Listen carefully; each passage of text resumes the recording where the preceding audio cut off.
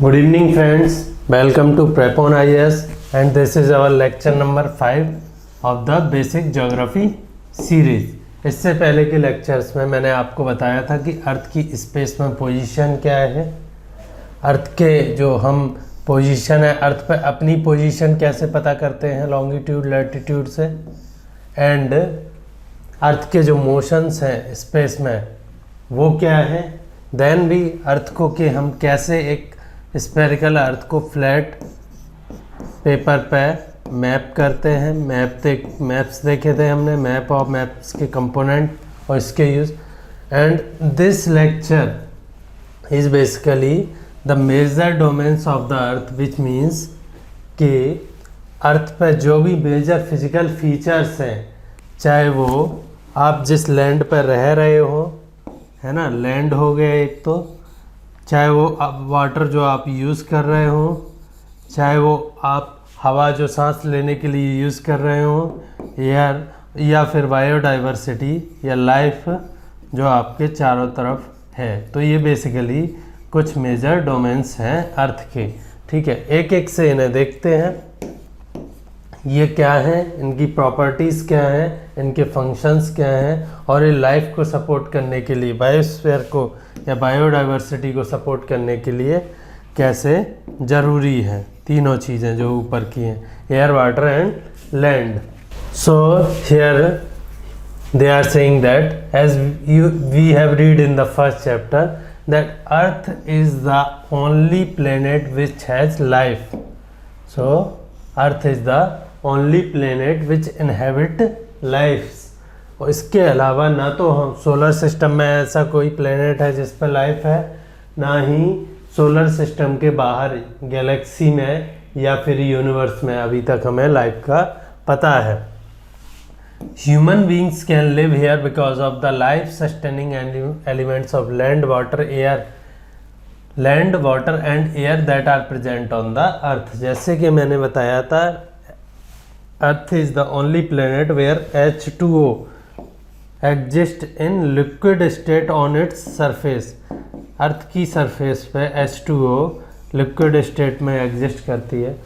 तो अर्थ एक ऐसा एकमात्र प्लेनेट है जिस पे ये है। तो अब हम देखते हैं, जो मैंने 4 इसके डोमेन्स बताए उनमें उनके नाम क्या हैं। Basically the solid portion of the earth on which we live.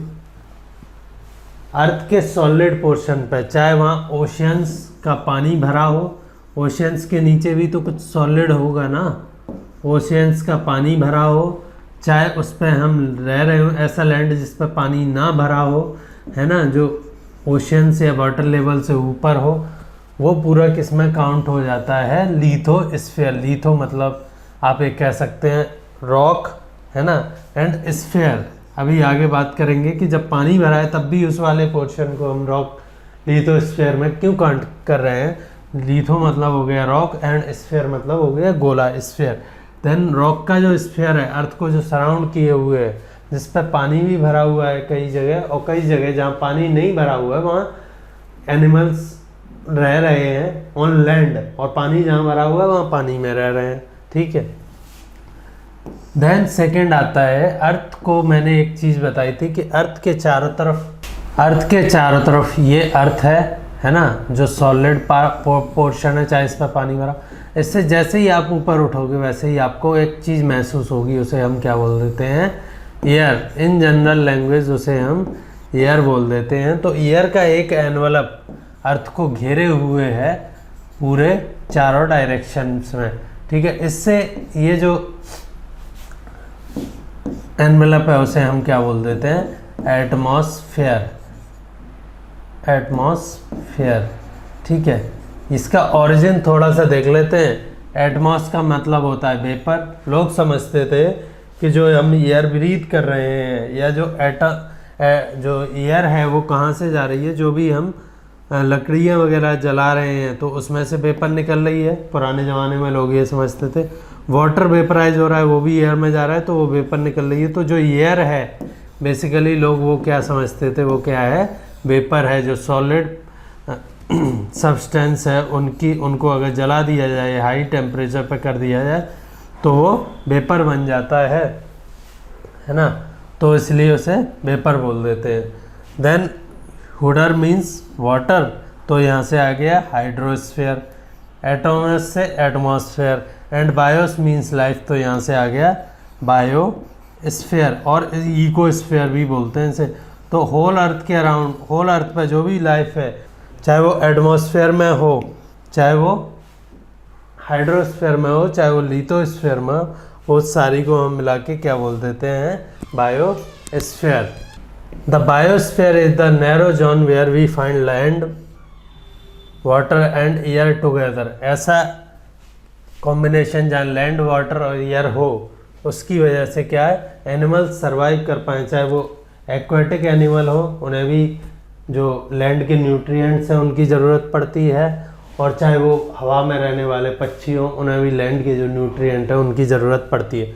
और हवा की, एयर की ज़रूरत, ओटी की ज़रूरत, तो चाहे वो एक्वेटिक हों और चाहे वो हवा में रहने वाले हों या लैंड पर रहने वाले हों, सबको है ही। अब एक और इम्पोर्टेंट कंपोनेंट छूट जाता है, हाइड्रोस्फीयर। तो जैसे बताया कि अर्थ is the only planet having liquid water on its surface, तो हाइड्रोस्फीयर है उस लिक्विड वाटर, वो जहाँ भी भरा है, चाहे वो ओशियन में, बड़े बड़े ओशियंस में भरा हो, चाहे वो आपके तालाब में या घर में एक बाल्टी में या बर्तन में भरा हो, या फिर आपकी बॉडी में हो, ठीक है, प्लांट की बॉडी में हो, उसको मिला के पूरे अर्थ पे जो भी वाटर का है साइकिल है या वाटर है, उसे हम क्या बोल देते हैं, हाइड्रोस्फीयर, वाटर का स्फीयर अराउंड द ग्लोब। अब इन चारों को एक एक से देख लेते हैं। तो जैसे मैंने बताया लिथोस्फीयर क्या है, the solid portion of the earth is called lithosphere. अब आप ये बोल रहे होंगे कि मैंने अभी ओशियंस को क्या बोला था, कि इनके जो बॉटम है, ओशियंस का बॉटम है, वो किस चीज़ से बना है, रॉक से बना है, तो वो भी लिथोस्फीयर में काउंट होता है। तो बेसिकली आप ये देख लीजिए कि मान लीजिए ये अर्थ है, ऊबड़ खाबड़ सी थोड़ी सी, कहीं इसमें गड्ढे हैं तो वहाँ पानी भर रखा है, कहीं इसमें उभार है तो वो हिल्स या माउंटेन्स हैं, है ना, जैसे हिमालय हो गया, कहीं प्लेन्स हैं तो वहाँ लोग रह रहे हैं, माउंटेन्स पे जनरली लोग नहीं रहते हैं, कम रहते हैं ऊंचाई की वजह से।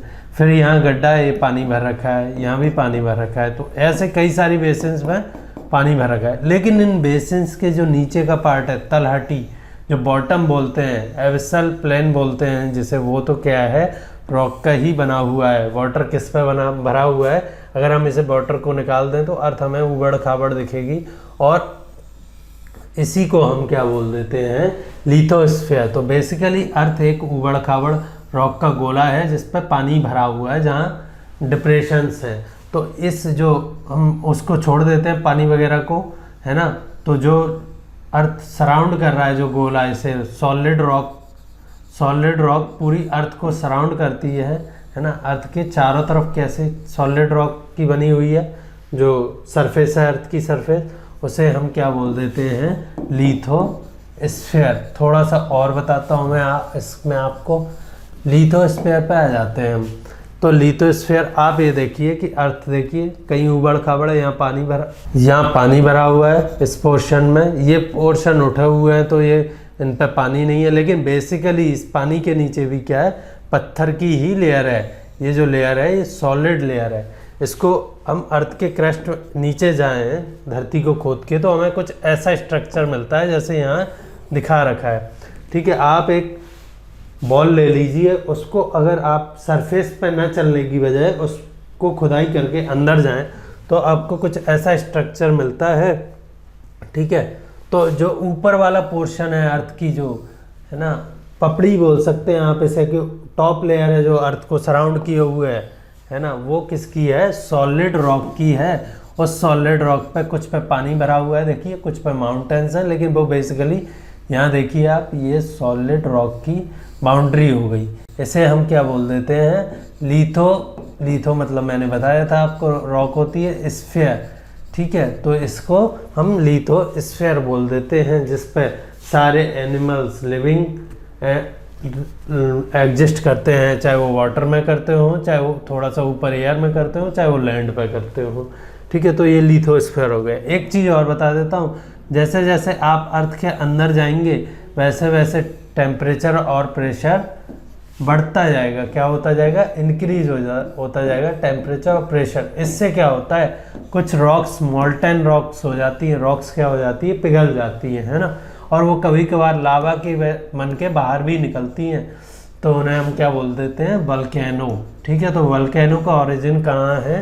अर्थ के इंटीरियर में, जहाँ की ये लावा है, हाई टेम्परेचर प्रेशर की वजह से वो क्या हो रखे हैं, रॉक्स पिघल रखी हैं। और अंदर जाएंगे तो फिर हमें ऑल लेयर्स मिलती हैं अर्थ की, डिपेंडिंग ऑन कितना टेम्परेचर और प्रेशर है और क्या डेंसिटी है यहाँ जो रॉक्स हैं, मिनरल्स फाउंड कर रहे हैं, रॉक्स हैं उनकी, एंड फिर हम फाइनली इस तरह कोर पर पहुंच जाएंगे। ये सारी चीज़ें डिटेल में बाद में देखेंगे, अभी हमें लिथोस्फीयर देखना था। तो मैंने बता दिया कि अर्थ वैसे तो इंटरनली तो वो काफ़ी हॉट और लिक्विड टाइप की भी है कई जगह। ठीक है, देखिए लिक्विड है, ये भी जो लिक्विड है एस्ट्रोनोस्फीयर। ठीक है, लेकिन जो टॉप लेयर है वो क्या है, कूल डाउन हो गई है और वो ठंडी होके जम गई है। जम गई है मतलब सॉलिड बन गई है। तो उस पर कहीं पानी भरा हुआ है और कहीं उस पर कहीं पानी भरा हुआ है और कहीं माउंटेन्स हैं। तो ये हो गया लिथोस्फीयर। अब हम आ जाते हैं बाकी के जो डोमेन्स हैं अर्थ के उन पर। तो यहाँ थोड़ा सा लिथोस्फीयर को पढ़ लेते हैं। There are two main divisions of earth surface. The large land masses are known as the continents. तो यहाँ आप देख लीजिए, आपको अर्थ दिख रही है। ठीक है, तो जो ये लार्ज लैंड मासेस हैं, है ना, जो पानी से ऊपर उठे हुए हैं, जैसे ये कुछ एक पोर्शन दिख रहा है, इसको अफ्रीका बोलते हैं। ये जो लार्ज लैंड मासेज हैं जो कि वाटर से ऊपर उठे हुए हैं, इन्हें हम क्या बोल देते हैं, कॉन्टिनेंट्स। ठीक है, ऐसा लिथोस्फीयर का वो पार्ट जो कि वाटर नहीं जिस पर भरा हुआ है पूरे पे, है ना, डिप्रेशन नहीं है बल्कि वो उठा हुआ है, वहाँ पानी नहीं भरा हुआ, उन्हें हम क्या बोल देते हैं, कॉन्टिनेंट। कॉन्टिनेंट के पास कुछ छोटे लैंड मासेस भी हैं पास में भी और वाटर, उन्हें हम क्या बोल देते हैं, आइलैंड्स। ठीक है, जैसे ये मेडागास्कर यहाँ दिख रहा है आपको। अर्थ को घुमाइए अब आप देखेंगे, इसको घुमाएंगे अर्थ को तो देखेंगे मैक्सिमम पोर्शन पे अर्थ के पे क्या भरा हुआ है, वाटर भरा हुआ है। ये जो वाइट चीज़ें दिख रही हैं ये बेसिकली स्पेस से क्लाउड दिख रहे हैं, तो ये बेसिकली इनके नीचे भी वाटर ही है। तो ये जो लार्ज लैंड मासेस हैं, जैसे कि ये है, देखिए आधी धरती आपको एक तरफ बिल्कुल पूरा वाटर बॉडीज ही दिख रही है। तो ये लार्ज वाटर बॉडीज हैं, इन्हें क्या बोल देते हैं हम, ओशियंस। ऐसा अर्थ का क्रस्ट जिस पे कि पानी भरा हुआ है। देखिए क्रस्ट के नीचे फीचर आपको ये कुछ वाटर के नीचे कुछ फीचर्स दिख रहे होंगे कि कहीं माउंटेन सा दिख रहा है, कहीं छोटे छोटे हिल्स वगैरह दिख रहे हैं। ये वास्तव में जो इस वाटर के नीचे जो लैंड है उसकी पिक्चर दिख रही है आपको। ठीक है, ये सारी आजकल मैप कर दी गई हैं जो भी मॉडर्न टेक्निक्स हैं, जैसे कि रिमोट सेंसिंग और GIS, है ना। ये कल मैंने आपको मैप्स में थोड़ा सा बताया था कि रिमोट सेंसिंग और GIS क्या होता है। डिटेल में हम हायर स्टडीज़ में पढ़ेंगे। आप इतना जान लीजिए कि अब हमें पता है कि इस पानी के नीचे जो बॉटम है जो कि लैंड का बना हुआ है या सॉलिड सरफेस का रॉक का बना हुआ है, वो कैसा है, उसकी प्रॉपर्टीज़ कहाँ है, क्या है, कहाँ कितना उठा हुआ है, कहाँ कितना डिप्रेशन है, तो इन्हें हम ओशियंस बोल देते हैं। तो अर्थ के लिथोस्फीयर को हमने दो पार्ट में डिवाइड कर दिया, एक तो हो गए ओशियन और दूसरे जो लार्ज लैंड मासेज हैं उन्हें क्या बोल देते हैं हम, कंटिनेंट्स। इस साइड देख लेते हैं, ये तो रहा ओशियन, ठीक है, और इसको बोल लीजिए, ये नॉर्थ अमेरिका दिख रहा है इसमें, इसको बोल लीजिए लार्ज लैंड मासेज हैं उन्हें क्या बोल दिया, कंटिनेंट्स, और लार्ज वाटर बॉडीज हैं उन्हें क्या बोल दिया, ओशियंस। तो अर्थ के लिथोस्फीयर को हम दो पार्ट में डिवाइड कर सकते हैं। तो पहला तो हो गया कंटिनेंट्स, सेकेंड हो गया ओशियन बेसिन्स। बेसिन्स क्यों बोल रहे हैं, ये बेसिकली अर्थ की जो क्रस्ट है, जो अपर पार्ट है जो कि अर्थ को ढके हुए है, जो इसमें लिक्विड या सॉलिड जो भी हॉट है इंटरनली, उसको जो ढके हुए है उसको हम क्या बोल देते हैं, लिथोस्फीयर। इसमें कुछ डिप्रेशन है, वहाँ क्या है, पानी भरा हुआ है, लिक्विड वाटर भरा हुआ है, ऑब्वियसली पानी गड्ढे की तरफ भागता है, तो वो जो डिप्रेशन है उनमें पानी भरा हुआ है, उन्हें हम ओशियन बेसिन्स बोल देते हैं। और बाकी जो उठा हुआ पोर्शन है, बड़ा लैंड मास, उन्हें हम कंटिनेंट्स बोल देते हैं। All the oceans of the world are connected with one another.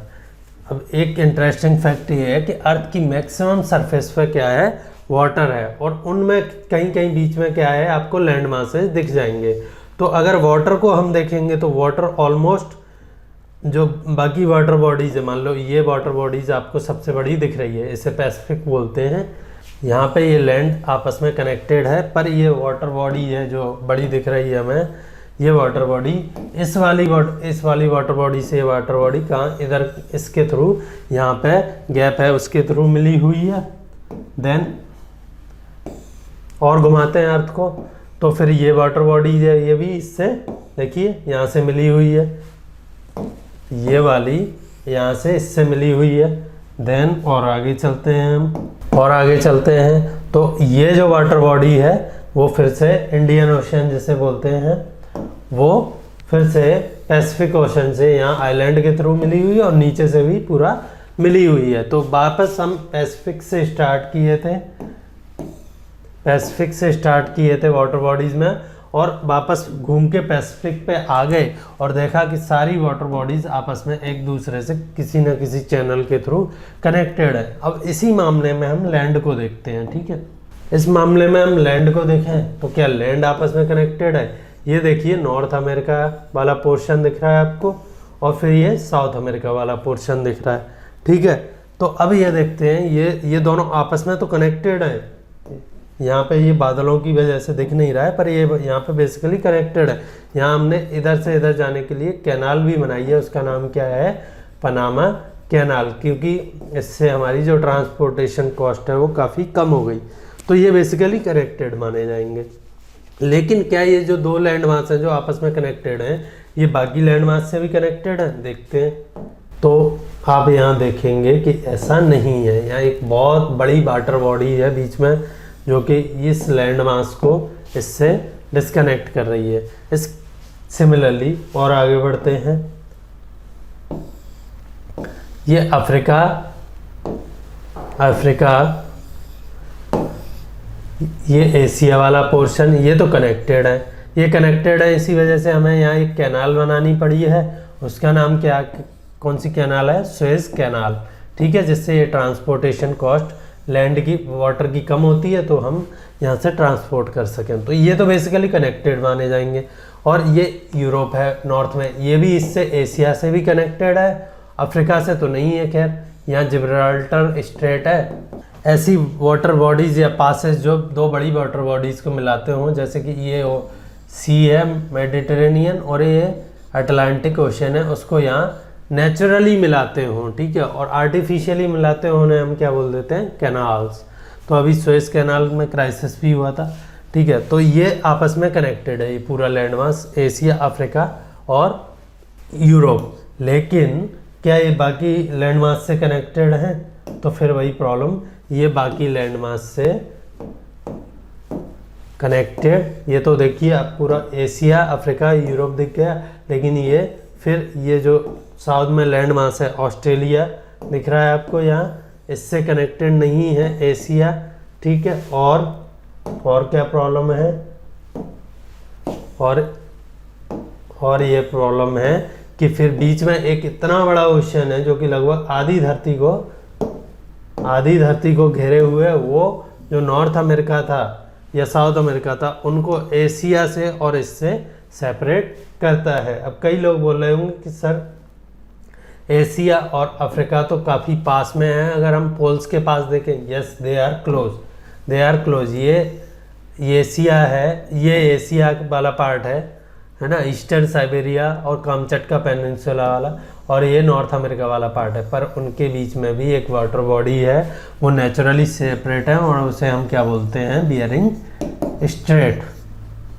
Straight मैंने बताया। ऐसी वाटर बॉडी जो कि दो बड़ी वाटर बॉडीज़ को, आर्कटिक सी इधर है और पैसिफिक ओशियन को मिलाती है। तो ऐसी वाटर बॉडीज जो दो बड़ी वाटर बॉडीज़ को मिलाती हैं, उन्हें हम क्या बोल देते हैं, ये बियरिंग स्ट्रेट। तो ये तो हो गया वर्ल्ड के जो लैंड और वाटर का डिस्ट्रीब्यूशन है, और कौन कितना है, कौन किससे कनेक्टेड है, वो भी बता दे। एक इंटरेस्टिंग फैक्ट यही बता देता हूँ कि जो वाटर बॉडीज़ का सरफेस एरिया, अर्थ के सरफेस एरिया पे टोटल 71% में तो वाटर बॉडीज़ है और बाकी की 29% में अगर आप अर्थ को एक गेंद मान लें तो उसके गेंद के जो सरफेस एरिया है 4πr² है, यही होता है। ठीक है, इसमें जो 71% एरिया है उस पर पानी भरा हुआ है, बाकी 29 जो बचा हुआ वो क्या है, सॉलिड लैंड। सॉलिड तो नीचे वाटर बॉडीज वाला भी है, उस पर पानी भरा, वो क्या है, लैंड मास जो कि पानी नहीं भरा हुआ है। ये छोटे मोटे गड्ढे हैं उसमें, पॉन्ड वगैरह, रिवर्स वगैरह, तो उन्हें हम बड़ी वाटर बॉडीज में काउंट नहीं करते हैं, उसे हम इस वाटर तो इसमें काउंट नहीं करेंगे ओशियन बेसिन्स में। तो ओशियन बेसिन्स हो गई 71% और जो बाकी का उभरा हुआ लैंड है वो हो गया 29%। ये हमारा लिथोस्फीयर कंप्लीट हो गया एक सेंस में। आगे तो वैसे तो लिथोस्फीयर की कई सारी प्रॉपर्टीज़ हैं, जैसे जैसे आप उसकी डेप्थ में जाओगे, पर ये बेसिकली मोटा मोटा लिथोस्फीयर हो गया। एक और चीज़ लिथोस्फीयर की चलो मैं बता देता हूँ आपको। जो हम ये पिक्चर देख रहे थे लिथोस्फीयर की, इसमें क्या है, जो ओशियंस के नीचे पानी जहाँ भरा हुआ है वहाँ लिथोस्फीयर की थिकनेस आप देख रहे होंगे कम है एज़ कम्पेयर टू जहाँ माउंटेन्स हैं, वहाँ इस रॉक की थिकनेस ज़्यादा है, ये कम है। ये कहाँ से कहाँ तक वैरी करती है, आप ये कह लीजिए ये ओशियंस में करीब 8 किलोमीटर की थिकनेस से लेके माउंटेन रेंजेस के नीचे ये करीब 100 किलोमीटर की थिकनेस तक पहुंच जाती है लिथोस्फीयर। तो ये थोड़ा सा फैक्ट था, तो आप याद रखना है तो रख लीजिए, अदरवाइज कोई ज़रूरी नहीं है। Further the level of sea water, water की एक खास प्रॉपर्टी क्या है कि आप इसे कैसे भी बर्तन में भर दीजिए, चाहे बर्तन सीधा हो या फिर बर्तन आप टेढ़ा रख दीजिए, बर्तन को टेढ़ा कर दीजिए, वाटर की लेवल हमेशा कैसी रहेगी, सीधी ही रहेगी, जैसे इसकी थी वैसे इसकी रहेगी। और एक और इम्पोर्टेंट चीज़, आप 2 बर्तन में वाटर भर दीजिए, एक में फुल है एक में बिल्कुल नहीं है, और उन दोनों को कनेक्ट कर दीजिए, जैसे कि सारे ओशियंस कनेक्टेड हैं, सारे वाटर बॉडीज कनेक्टेड है, ये अभी हमने देखा, तो आप इन्हें बॉटम पे कनेक्ट कर दीजिए, तो इनमें जो वाटर लेवल है वो एक टाइम के बाद अपने आप इक्वल हो जाएगा। तो the level of sea water remains the same everywhere, क्योंकि सारे ओशियन, सारे वाटर बॉडीज आपस में कनेक्टेड हैं, और वाटर की प्रॉपर्टीज है कि वो हायर टू लो फ्लो करता है और एक लेवल पे आके स्टेबल हो जाता है जहाँ भी वो कनेक्टेड है। तो ये सारे ओशियंस में जो लेवल ऑफ सी वाटर है वो मिला दें तो वो एक ही जैसी है। ठीक है, आप दुनिया में कहीं भी नाप लीजिए, जो लेवल ऑफ सी वाटर है वो एक ही है। ठीक है, इससे हम क्या करते हैं, इसका फ़ायदा हम यहाँ उठा लेते हैं। मान लो हमने यहाँ नाप लिया कि लेवल ऑफ सी वाटर इतना है, इससे हम यहाँ के लैंड मास की हाइट इसके कंपैरिजन में नाप लेंगे। ये मैंने पहले भी बताया था आपको कि हम जो लैंड मास की हाइट किससे नापते हैं, सी वाटर के लेवल से। और दूसरी जगह आपने इस सी लेवल की से इस लैंड मास की हाइट नापी, तब भी वो, क्योंकि इसका लेवल, इस वाटर बॉडी 2 का लेवल इस वाटर बॉडी 1 के लेवल के बराबर है, तो ये जो हाइट है वो चाहे आप यहाँ से नापिए 2 से या 1 से, वो आपको इक्वल ही मिलेगी। इन द सेंस कि आप मान लो ये 500 मीटर हाइट आई इस लैंड की, तो आप 500 मीटर यहाँ इस लेवल से नापो 2 से, या फिर 500 मीटर आप 1 से नापो, वो 500 ही रहेगी। और मान लो इस लैंड मास की हाइट आई 400 मीटर, तो बेसिकली हम इन एसेंस कह सकते हैं क्या कि ये जो लैंड मास है इससे कितना ऊंचा है, 100 मीटर। हमें इस दोनों जगह जाके दोनों जगह की वाटर बॉडीज से नापने की ज़रूरत नहीं है। This is how we measure the altitude of a place. Height को जोग्राफिकल टर्म में क्या बोलते हैं, एक तो था लैटिट्यूड, ठीक है, वो तो आपकी नॉर्थ साउथ की पोजीशन थी। ये है एल्टीट्यूड कि आप कितनी ऊंचाई पे हैं, हाइट पे हैं, उसे हम क्या बोल देते हैं, altitude. For example the highest altitude on the earth is mount Everest. Mount Everest कहाँ है, हिमालय में, नेपाल में, एक सागर माथा भी बोलते हैं। उसकी एल्टीट्यूड कितना है, सी लेवल से हाइट कितनी है उसकी, 8848 मीटर, आई थिंक यही है।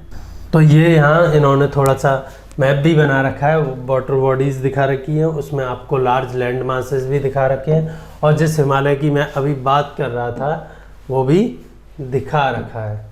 ये साउथ अमेरिका हो गया, ये नॉर्थ अमेरिका हो गया, ये कनेक्टेड है, ठीक है। इससे ऐसे ऐसे लैंड मासेस जो दो बड़े लैंड मासेस को कनेक्ट करते हैं उन्हें क्या बोलते हैं? स्थिमस। और ऐसी वाटर बॉडीज जो दो बड़ी वाटर बॉडीज को कनेक्ट करती हैं उन्हें क्या बोलते हैं? स्ट्रेट, ठीक है। तो ये हो गया। अब कुछ बड़ी माउंटेन रेंजेस दिखा रखी हैं, एंडीज माउंटेन्स, रॉकी माउंटेन, एप्लेचियन, ठीक है। ये सारी क्यों बनी, यहीं क्यों है जहाँ है, ये सब हम बाद में देखेंगे। फिलहाल आप देख लीजिए कि हिमालय यहाँ है इंडिया के नॉर्थ ईस्ट में, ठीक है। और हमें चाइना से एक तरह से सेपरेट भी करता है, तिब्बतन प्लेटू से। और इसमें यहाँ जाके एक नेपाल में माउंट एवरेस्ट नाम का पॉइंट है जिसका हाइट मैंने अभी आपको 8,848 मीटर, ठीक है। तो 8 किलोमीटर और 848 मीटर, आप सोचिए कि कितनी करीब करीब 9 किलोमीटर की हाइट है। कितनी होगी, कहाँ से?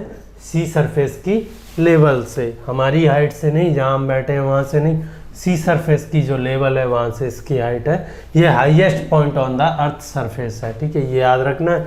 बाकी अफ्रीका दिखा रखा है, यूरोप दिखा रखा है। यूरोप और एशिया में बड़ी इंटरेस्टिंग है, यूरोप और एशिया बिल्कुल कनेक्टेड है। आप ये कहेंगे फिर आप इन्हें सेपरेट क्यों बोल रहे हैं?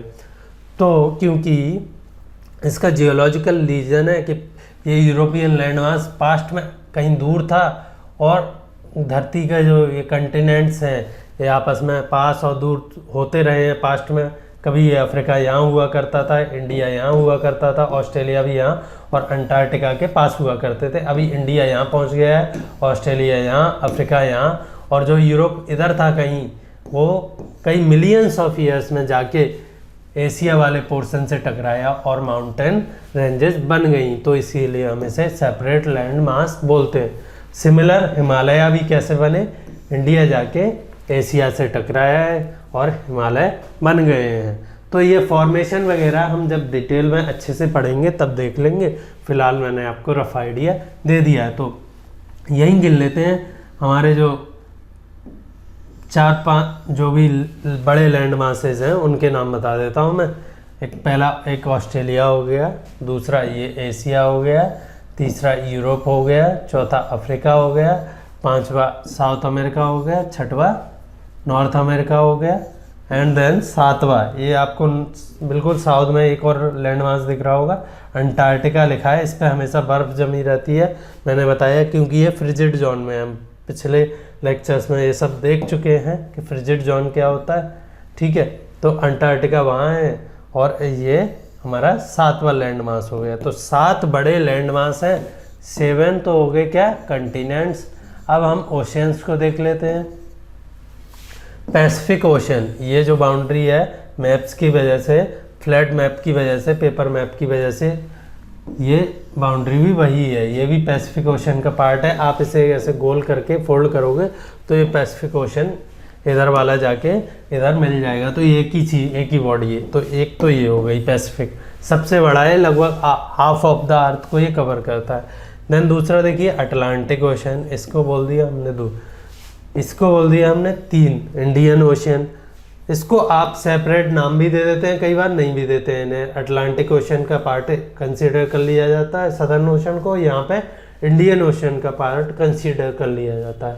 तो बेसिकली अगर हम ओशियंस की बात करें तो वो बेसिकली 3 ही बड़े ओशन हैं, नाम के लिए 5 बोल दिए जाते हैं। तो पैसिफिक, अटलांटिक, इंडियन, सारे पढ़ने हैं एक एक से इसी चैप्टर में, तो मैंने यही बता दिए हैं। और सदर्न ओशन बोल सकते हो आप इसे, एक और लिख लीजिए। और फाइनली कुछ लोग इसे सेपरेट कंसीडर करते हैं, कुछ इन्हीं का पार्ट मानते हैं। और फाइनली एक ऊपर आपको देख रहा हो आर्कटिक ओशन, कुछ लोग इसे इतना बहुत बड़ा नहीं है, ये आर्कटिक सी भी बोल देते हैं और मैं भी इसे सी ही मानता हूँ। फिलहाल आप ये 5 नाम याद कर लीजिए कि 5 ओशंस हैं और 7 कंटिनेंट्स हैं। ठीक है, उनकी प्रॉपर्टीज़ देख ली हमने, कहाँ कहाँ हैं, कौन कौन सी माउंटेन रेंजेस हैं उसमें, और वो कैसे कैसे ड्रिफ्ट होके, ड्रिफ्ट मतलब टाइम में कैसे कैसे चलते हुए अर्थ की सरफेस जब चेंज होती रही तो कैसे घसीटते हुए एक दूसरे में टकराए, माउंटेन रेंजेस बनाई और अभी जो पोजीशन है अर्थ की वो फॉर्म हुई। तो अभी जो हम बात कर रहे थे हाईएस्ट माउंटेन पीक, मतलब अर्थ का जो हाईएस्ट पॉइंट है ना, वो क्या है, एटमॉस्फेयर को छोड़ दें तो 8,848 मीटर, और वो कहाँ है, माउंट एवरेस्ट में। अभी बताया मैंने आपको माउंट एवरेस्ट कहाँ है, हिमालयाज में, नेपाल में। ठीक है, एंड जो ग्रेटेस्ट डेप्थ ऑफ ओशियन है, कहीं भी जो डिप्रेशन या बेसिन की जो ग्रेटेस्ट डेप्थ है वो है Mariana trench in the Pacific ocean. तो पैसिफिक ओशियन अभी हमने देखा था ऊपर, मैं बताता हूँ आपको मरियाना ट्रेंच, एक रफ सा आइडिया दे देता हूँ कहाँ है मरियाना ट्रेंच। तो मरियाना ट्रेंच आपको यहाँ मिलेगी, ये है मरियाना ट्रेंच वाला पोर्शन। ये काफ़ी लंबा स्ट्रेच है, कैसे बनती हैं हम जियोलॉजी में जब पढ़ेंगे, जियोमॉर्फोलॉजी, तो उसमें देखेंगे। फिलहाल यहाँ देख लीजिए कि ये मरियाना ट्रेंच वाला जैसे हिमालय है उसमें एक डीपेस्ट पॉइंट है। ये वैसे तो ये पूरी ही जो ट्रेंच है वो काफ़ी डीप है, पर उसमें एक डीपेस्ट पॉइंट है, उसको हम क्या बोलते हैं, मरियाना ट्रेंच। ठीक है, उसमें वो उसकी डेप्थ कितनी है, करीब 11 किलोमीटर। एग्जैक्ट डेटा अभी देखते हैं, नीचे दे रखा है, एग्जैक्ट डेटा है 11,022 मीटर, यानी कि 11 किलोमीटर एंड 22 मीटर, करीब करीब आप 11 किलोमीटर याद रख लीजिए, काम चल जाएगा। तो हमारा जो हाईएस्ट माउंटेन है वो करीब 9 किलोमीटर का है करीब, और जो हाईएस्ट डेप्थ है ट्रेंच की वो कितनी, 11 किलोमीटर है। तो इसका मतलब जो हमें डेप्थ मिलती है वो ज़्यादा मिलती है एज़ कम्पेयर टू हाइट। तो यही लिख रखा है, देखते हैं फिर इसमें। Edmund Hillary New Zealand and Tenzing Norgay Sherpa. Sherpa एक ट्राइब होती है नेपाल की और इंडिया की, जो फुटहिल्स है हिमालय उनकी हिमालयन ट्राइब है। उसके जो लोकल गाइड थे उनका नाम था तेंजिंग नॉर्गे, एंड जो न्यूजीलैंड के जो एक्सप्लोरर थे एडमंड हिलेरी, उन्होंने एक साथ जो highest mountain peak in the world है उसको कब पहुँचे, वो उस पर पहली बार 1953 में। 1953 याद रखना हो रख लीजिए, बाकी इसकी बिल्कुल ज़रूरत नहीं है। ठीक है, यूपीएससी ये सब नहीं पूछता है। Junko Tabei Japan was the first women to reach the summit on May 1975। ये फैक्ट्स हैं, कुछ याद रखने हो रख लीजिए, यूपीएससी नहीं पूछता है, स्टेट टीसीएस वगैरह कभी कभार पूछ लेते हैं। तो जुनको Tabei was the woman from Japan who climbed the Mount Everest in 1975. The first Indian woman to climb the Mount Everest was, कौन थी उनका नाम, बचेंद्री पाल। ठीक है, तो कोई फेमस इंडियन माउंटेनर्स रहे हैं, उनमें से एक हैं बचेंद्री पाल। उन्होंने करीब 1984 में माउंट एवरेस्ट को फर्स्ट टाइम क्लाइंब किया था इंडिया की तरफ से एज ए वुमेन। ठीक है, थोड़ा सा हम कंटिनेंट्स को देख लेते हैं एक एक से। Continents, there are 7 major continents, नाम मैंने बताए थे आपको, Asia, Europe, Africa, North America, South America, Australia and Antarctica. Asia is the largest continent. ठीक है, it covers about 1/3 of the total land area of the earth. अब इसका मतलब ये नहीं है कि जो अर्थ की सरफेस है उसका 1/3, नहीं, बिल्कुल नहीं। जो अर्थ की सरफेस पे जो 30 या 29% जो लैंड एरिया है ना, 29% जो लैंड एरिया उसका 1/3, तो करीब ये अर्थ की सरफेस के 10% पे अकेला एशिया है। The continent lies in the eastern hemisphere and in the northern hemisphere. ठीक है, एक तो हो गया ईस्टर्न वाला पार्ट, मतलब ग्रीनविच के ईस्ट में है ये कंटिनेंट, है ना, और इक्वेटर के नॉर्थ में है। ये इक्वेटर हो गई, ये ग्रीनविच हो गई, तो ये ठीक है, नॉर्थ ईस्ट में पड़ता है। और अगर इसके साथ हम यूरोप को कंसीडर कर लें, जो कि यूराल माउंटेन रेंज से सेपरेटेड है, एक तरह से वो लैंड ही है, कोई वाटर बॉडी नहीं है बीच में, तो उसे हम क्या बोल देते हैं, यूरेशिया। दिखाता हूँ सारी चीज़ें एक बार आपको फिर से, जिससे आपको पूरी चीज़ें क्लियर हो जाएं। Europe is much smaller than Asia, the continent lies to the west of Asia. Asia के कहाँ पे है, वेस्ट में। यहाँ एशिया है तो यहाँ यूरोप है, एक छोटा सा बीच में माउंटेन रेंज है, इसका नाम क्या है, यूराल। ठीक है। The Arctic circle passes through it's, मतलब ये नॉर्थ में भी है थोड़ा सा, एशिया ऐसे है तो ये नॉर्थ में। आर्कटिक सर्कल हमें याद है कितने, 66.5 degree north latitude passes through both Europe and Asia. तो ये याद रखना है। तो जो ऊपर वाले जो नेशंस हैं जो आर्कटिक सर्कल के पास है, वहाँ हमेशा अच्छी ठंड पड़ेंगी, विंटर्स रहेंगी और बर्फ़ स्नो वगैरह भी पड़ेगी। ठीक है, ये याद रखना। Africa is the second largest continent after the Asia. The equator और जीरो लैटिट्यूड, ये यूरोप हो गया, ये एशिया हो गया। अब आप आ जाते हैं हम, यहाँ पे है अफ्रीका। ठीक है, इक्वेटर जो है अर्थ की, वो ऐसे पास होती है, 0 डिग्री जिसे बोलते हैं, वो करीब करीब अफ्रीका को मिड में से डिवाइड करती है। हाउएवर, जब हालांकि इक्वेटर मिड में से डिवाइड कर रही है, पर जो इसका मेजर पोर्शन है वो किस, नॉर्दर्न हेमिस्फीयर में है, इक्वेटर के नॉर्थ साइड में है, और साउथ में कम पोर्शन है। A large part of Africa lies in the northern hemisphere. और इसमें एक और चीज़ है, tropic of cancer and tropic of capricorn along with equator. तो ये 0 डिग्री हो गया, यहाँ करीब इसमें 23.5 साउथ पास होती है ना, और यहाँ करीब 23.5 नॉर्थ पास होती है। ये सेकेंड लार्जेस्ट कंटिनेंट है आफ्टर एशिया। इसमें से तीनों जो मेन मेजर लाइन है या लैटिट्यूड्स हैं, tropic of cancer, tropic of capricorn and equator, तीनों इससे पास होती है। मैं अभी आपको गूगल अर्थ पे दिखाता हूँ, आपको क्लियर समझ में आ जाएगा हम क्या बात कर रहे हैं।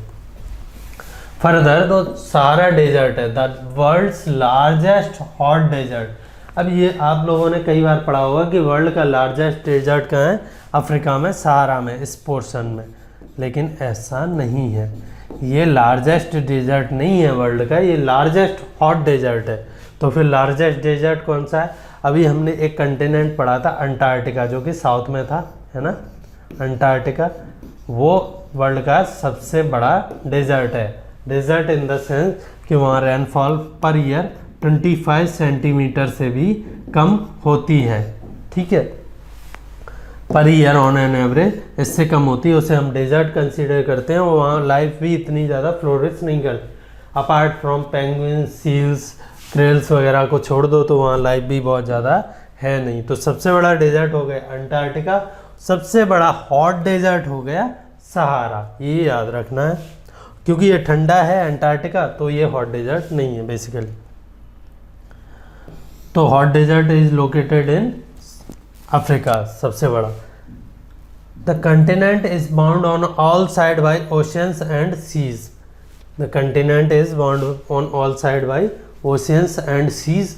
अभी देखते हैं। And the world's longest river, Nile river, ये भी बताता हूँ, ये भी कहाँ से फ्लो करती है, ये भी कौन से कंटिनेंट में, अफ्रीका से, मिड अफ्रीका से निकल के करीब करीब पूरा करीब 6,500 6,500 किलोमीटर की जर्नी करके ये कहाँ पहुँचती है, मेडिटेरेनियन सी में फॉल करती है। तो वर्ल्ड की जो लॉन्गेस्ट रिवर है वो भी कहाँ है, अफ्रीका में। ये बता दिया मैंने। अब आप नॉर्थ अमेरिका में आ जाइए।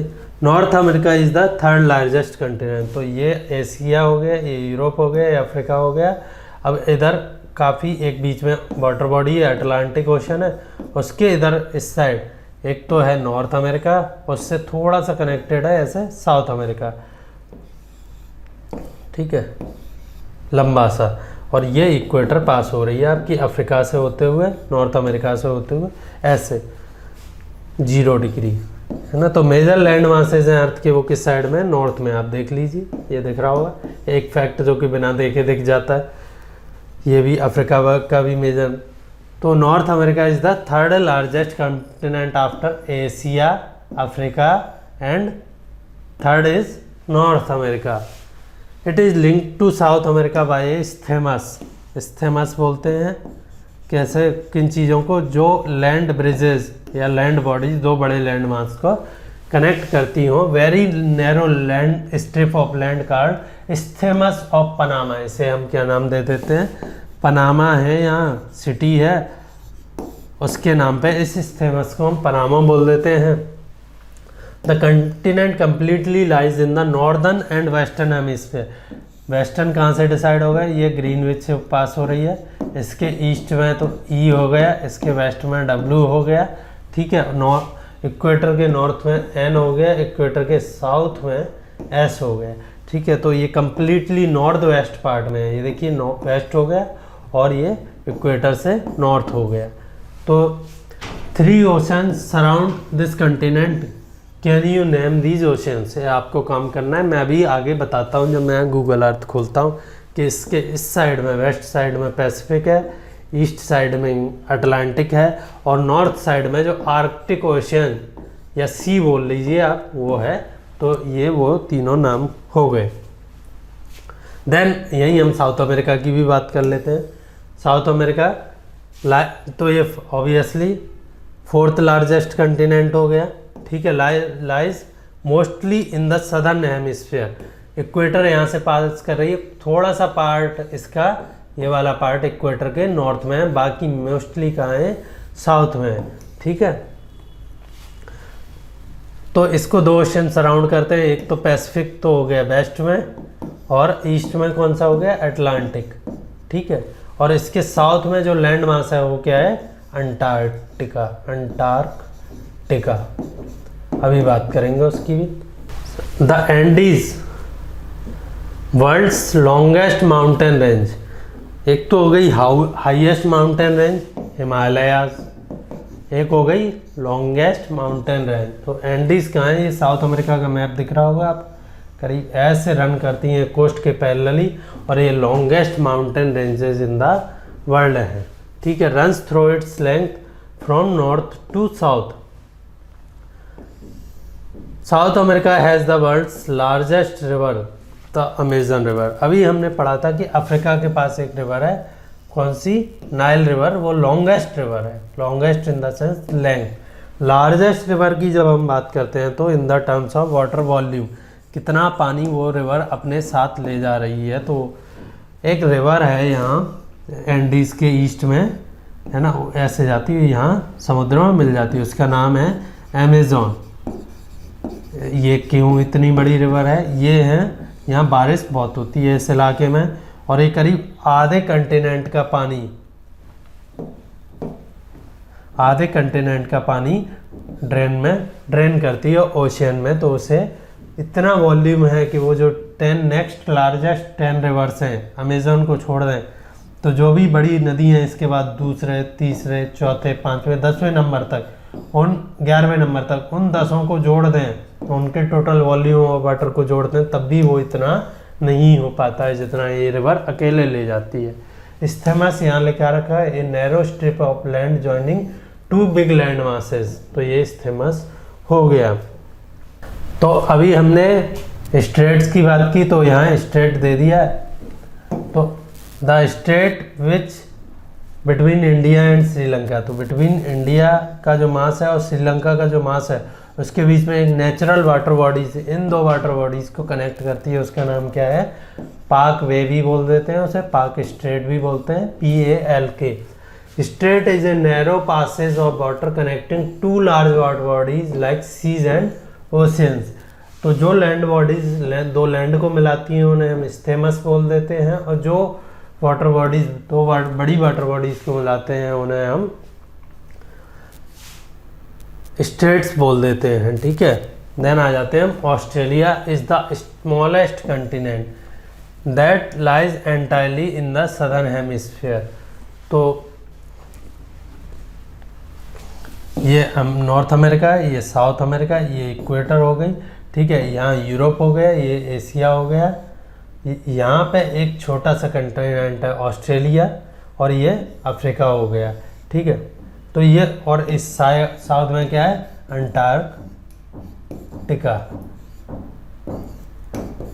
ठीक है। सारों को गूगल अर्थ पे देखते हैं तो आपको अच्छा लगेगा और कॉम्प्रिहेंड भी कर पाओगे।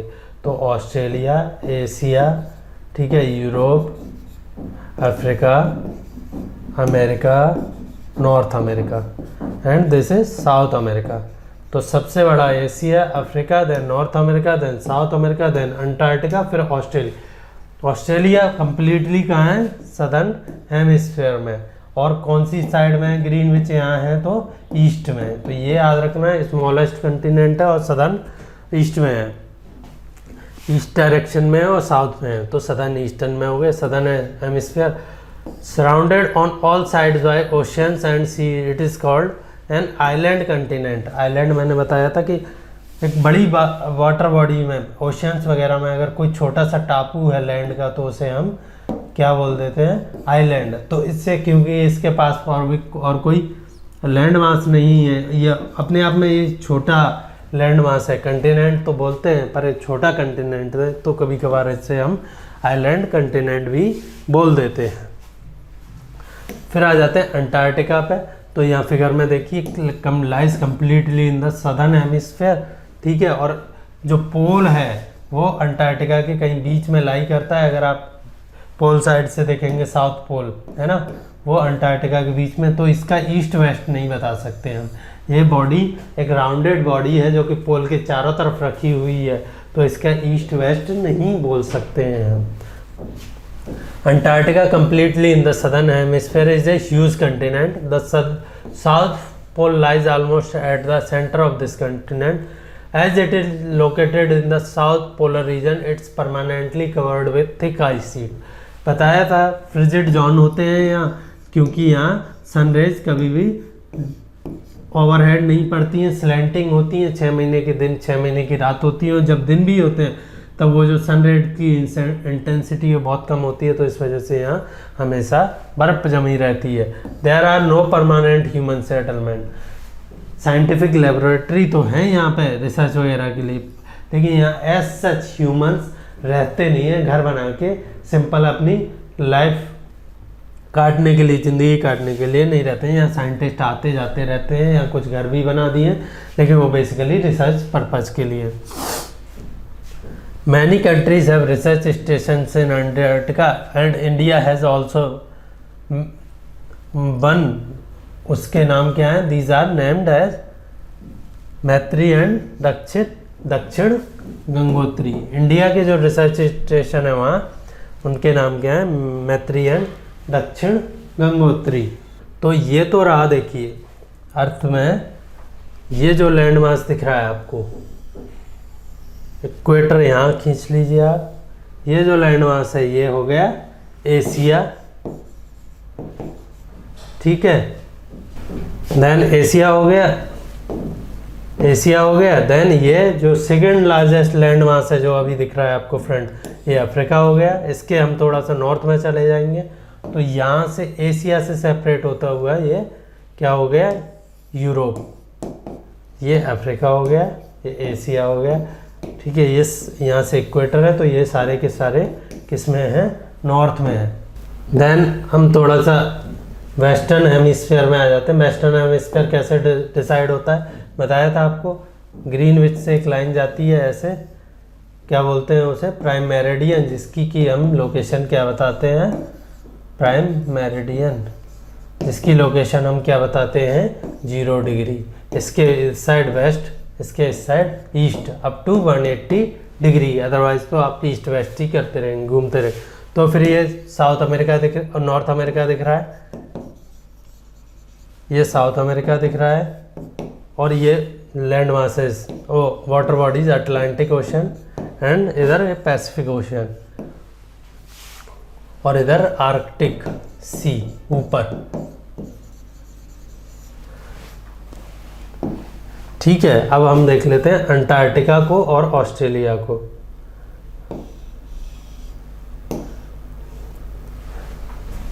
ये जो लैंड मास है जिस पर देखिए कंप्लीटली कवर्ड विथ आइस है ना, सफ़ेद दिख रहा है ये स्पेस से जब आपने कैमरे से फ़ोटो लिए हैं। तो ये हो गया अंटार्कटिका, ठीक है। और ये छोटा सा आइलैंड कंटिनेंट क्या हो गया, ऑस्ट्रेलिया। और अच्छे से विजुअलाइज करना है तो आप इसको देख लीजिएगा, नेट पे अवेलेबल है।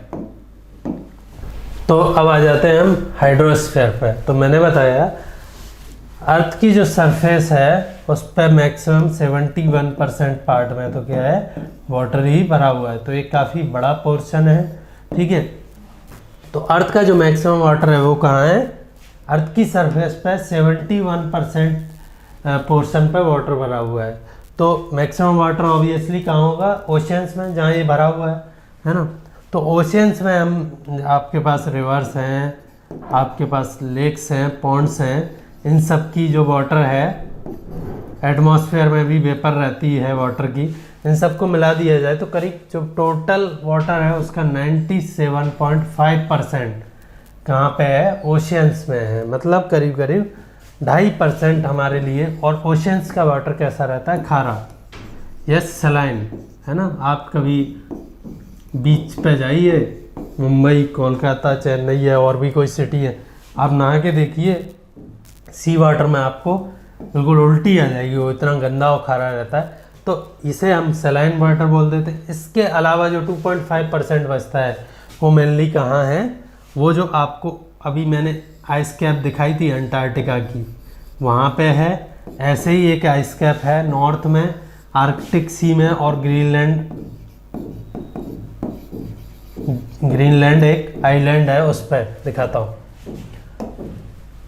तो एक तो आइस शीट हो गई, दिख गया अंटार्कटिका। तो ओशंस को छोड़ दें तो बाकी का पानी या तो यहाँ लॉक्ड है या फिर ये देखिए नॉर्थ में, जब पोल पे, वंस अगेन वही सिचुएशन नॉर्थ में रहेगी। फिर से आपको सफ़ेद दिखने लग गई चीज़ें, है ना। ये क्या है, फिर से आइस है, और ये बाकी का जो वो फ्रेश वाटर है वो यहाँ लॉक्ड है। और जिस मैं आइलैंड ग्रीनलैंड की बात कर रहा था वो ये रहा, छोटा सा एक आइलैंड है, छोटा का मतलब काफ़ी बड़ा आइलैंड है, वहाँ भी हमेशा बर्फ़ जमी रहती है। तो 97.5 तो हो गया ओशियंस में, ये जो ब्लू ब्लू दिख रहा है, ठीक है। उसके अलावा जो बाकी 2.5% में से जो मैक्सिमम है वो कहाँ हो गया, जो आर्कटिक और अंटार्कटिक पे आइस कैप्स हैं वहाँ हो गया। ये नॉर्थ पोल की पोजीशन दिखा रखी। अब फिर जो थोड़ा बहुत बचता है वो कहाँ है, लैंड पे या एटमॉस्फेयर में। तो लैंड पे जो बेसिक है, सबसे ज़्यादा अगर आइस कैप्स के वाटर है तो वो है ग्राउंड वाटर। इस बार के यूपीएससी प्री का क्वेश्चन, ठीक है, कि आइस कैप्स के बाद सबसे ज़्यादा जो वाटर है वो कहाँ है, ground water. Then rivers, lakes वगैरह जो भी वाटर बॉडीज़ हैं उनमें है, और फिर एटमॉस्फेयर या सॉइल मॉइस्चर वगैरह में जो वाटर है वो आ जाता है। तो ये डिक्रीजिंग है, मतलब सबसे ज़्यादा अगर ग्राउंड की बात करें तो वो ग्राउंड वाटर है ग्राउंड में, ठीक है। देन रिवर, लेक्स है, देन एटमॉस्फेयर है, ये याद रखना है आपको। More than 97 of earth's water is found in the ocean and is too salty for human use. A large portion of the rest of the water is in the forms of ice sheets and glaciers.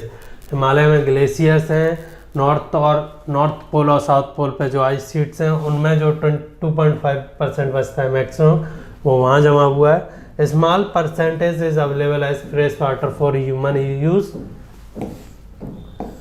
है ना। थोड़ा सा हमें बचता है human use के लिए। Hence, despite being a blue planet, we face a shortage of water. Water scarcity की आपने प्रॉब्लम डेली सुनी होंगी, ठीक है। आप ये सोच रहे होंगे रेन वगैरह कैसे होती है, हमारा रिवर्स का पानी तो ओशंस में चला जाता है, और ओशंस तो कभी भी उल्टा बह के रिवर्स में नहीं आता है। तो उसे हम, जो भी ये साइकिल है, वाटर हमारे यहाँ से बह के ओशंस में जाता है, फिर ओशन से हमारे यहाँ आ जाता है, उसे हम क्या बोल देते हैं, वाटर साइकिल। क्या बोल देते हैं उसे हम, वाटर साइकिल। उसका यहाँ फिगर दिखा रखा है, इवेपोरेज ओशियंस में पानी भरा हुआ है, ठीक है। सन की लाइट पड़ी, इस पर हीट पड़ी और ये पानी क्या हो गया, इवेपोरेट हो गया। ये इवेपोरेशन हो गया। इवेपोरेशन से बादल बने, वो बादलों ने जाके यहाँ बरसात कर दी और ये बरसात का पानी बह के वहीं के वहीं आ गया। तो कुछ पानी यहाँ रहता है करीब ईयर अराउंड, और जो इनका है वो यहाँ रहता है, और ये साइकिल चलती रहती है। एटमॉस्फेयर में जो वाटर है वो बहुत ज़्यादा नहीं रहता है एट एनी टाइम, ठीक है। फ्रेश वाटर लेक्स और रिवर्स का इतना है, ग्राउंड वाटर का इन्होंने ground water to the depth of 4 kilometre इतना है, ठीक है। ये तो हो गया वाटर का साइकिल। अब वाटर में हाइड्रोस्फीयर में एक इम्पोर्टेंट कंपोनेंट है क्या, oceans. Oceans are the major part of hydrosphere. 97.5% मैंने बताया ओशियंस है। उनमें सबसे बड़ा ओशियन क्या है, पैसिफिक ओशन।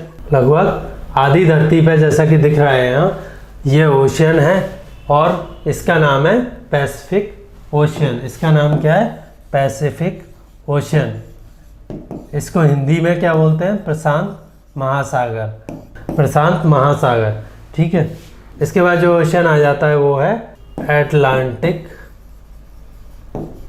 ओशियन। ये किस किस के बीच में है, अफ्रीका और अमेरिका के बीच में। अफ्रीका और यूरोप वाला पोर्शन है उसके, और अमेरिका के बीच में है।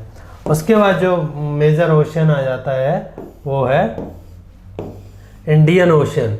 देखिए इंडिया के नीचे है बिल्कुल जस्ट, है ना, साउथ में है, नीचे और ऊपर कुछ नहीं होता है अर्थ पे। साउथ में लगभग ट्रायंगुलर शेप बनाता है, इधर ट्रायंगल बड़ा है, इधर ये ऐसे होता जाता है, तो इसे इंडियन ओशियन बोल देते हैं 3rd नंबर पर। उसके बाद मैंने एक चीज़ बताई थी आपको कि वैसे तो ये 3 मेजर ओशियन 3 ही है, मेजर ओशियन 3 ही है, Indian ocean, Atlantic and Pacific. पर हम जो इंडियन और अटलांटिक के जो साउथ वाला पार्ट है, कौन सा वाला पार्ट, किसकी बात कर रहा हूँ मैं, इसकी, ये इंडियन रहा, ये अटलांटिक रहा। तो इनके जो साउथ वाला पोर्शन है जो कि अंटार्कटिका को घेरे हुए चारों तरफ से, अंटार्कटिका को जो चारों साइड से घेरे हुए है, देखिए यहाँ, इसको हम क्या बोल देते हैं, सदर्न ओशियन। इसको हम क्या बोल देते हैं, सदर्न ओशियन। फिर ऐसे ही नॉर्थ पोल पे भी एक वाटर बॉडी है जो कि हमेशा है, तो वहाँ लैंड मास नहीं है, वहाँ वाटर ही है मैक्स मोर और लेस, पर वो फ्रिजिड रहता है हमेशा ईयर अराउंड। कैसा रहता है, फ्रिजिड रहता है। नॉर्थ पोल पे आ जाइए, ये रहा नॉर्थ पोल, और इसके चारों तरफ भी ये वाटर बॉडी है, ठीक है। इसे हम आर्कटिक, ये बहुत ज़्यादा बड़ा नहीं है, सी बोल देते हैं, कभी कभार ओशियन भी बोल देते हैं, मैक्सिमम सी बोलते हैं। और ये भी हमेशा फ्रिजिड रहता है। अभी ग्लोबल वार्मिंग की वजह से क्या प्रॉब्लम आने लगी है कि इसकी जो आइस है वो मेल्ट होने लगी है, और गर्मियों में वो इतनी मेल्ट हो गई है कि आप एशिया से, वैसे तो ऐसे घूम के जाना पड़ता है अमेरिका, है ना, वाटर में होते हुए, आप सीधे इसको क्रॉस करते हुए, यहाँ जब आइस नहीं रहेगी, क्रॉस करते हुए कहाँ, अमेरिका पहुँच सकते हो डायरेक्टली। ये शॉर्टेस्ट रूट है, ना कि ये शॉर्टेस्ट रूट है। लॉटिट्यूड के अलाउंग शॉर्टेस्ट रूट नहीं होता है, बल्कि लॉन्गिट्यूड के अलाउंग शॉर्टेस्ट रूट है, तो वहाँ आप जा सकते हो। 2050 तक ये बोल रहे हैं ग्लोबल वार्मिंग से ये रूट आइस फ्री हो जाएगा इन दी समर्स। तो ये प्रॉब्लम्स कुछ ग्लोबल वार्मिंग की है। फर्दर एक और चीज़ देखिए, the ocean waters are always moving. चाहे वो आपको, आप ओशन सी शोर पर गए होंगे तो वहाँ आपको चाहे वो टाइड्स हो, है ना, कि भाई वाटर दिन में 12 घंटे में या 24 घंटे में, 24 आवर्स में हाइट बढ़ रही हो, डिक्रीज हो रही हो, चाहे वो वेव्स हो जो आपको आके थपेड़े मार रही हो, चाहे वो करंट्स हो। ओशन का वाटर भी लॉन्ग टर्म में मूव करता है, उन्हें हम क्या बोलते हैं, करंट्स। करंट्स 2 तरह की होती हैं, एक तो सरफेस पे होती है और ओशन की डेप्थ भी ज़्यादा है, इन्हें हम सरफेस करंट बोलते हैं। ये मेनली विंड के द्वारा ड्रिवन होती हैं, जिस साइड की विंड चल रही होगी उसी साइड में ये ड्रिवन होंगी, और एक डीप ओशंस करंट भी होती हैं, वो डिपेंड करती हैं कि आपकी सैलिनिटी, जिससे कि डेंसिटी चेंज होती है, और टेम्परेचर क्या है वाटर का, उस पर वो डिपेंड करती हैं। तो they are always moving, waves हो, विंड्स हो, टाइड्स हो, करंट्स हो, जो भी हो।